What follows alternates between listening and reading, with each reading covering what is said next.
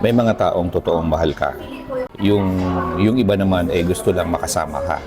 Yung iba, mahal ka kasi nakikinabang sila sa'yo. Now with this, you have to understand the difference. Hindi lahat ng pumapasok sa buhay mo ay mahal ka for who you truly are. Some love you deeply, appreciating your heart, your essence, and all because ikaw yun. Nandyan sila in moments of your joy and sorrow.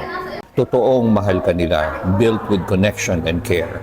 Those who love to be around you and enjoy your company. And the way you make them feel, gusto lang nilang kasama ka, but may not always offer the same thing in return.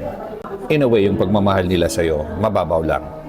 Tapos ito na, yung mga taong mahal ka kasi nakikinabang sila sa'yo. Their interest lies not in who you are, but in what you can offer, your support, your time, yung yaman mo. Kondisyonal ang pagmamahal nila sa'yo. Dependent kung paano kanila napapakinabangan. Kailangan na maintindihan mo ito at maprotektahan ang sarili mo. Ang totoong pagmamahal ay dapat mutual, genuine. Kailangan mong maintindihan at pag-aralan ito. Dapat lang mahal ka for who you are.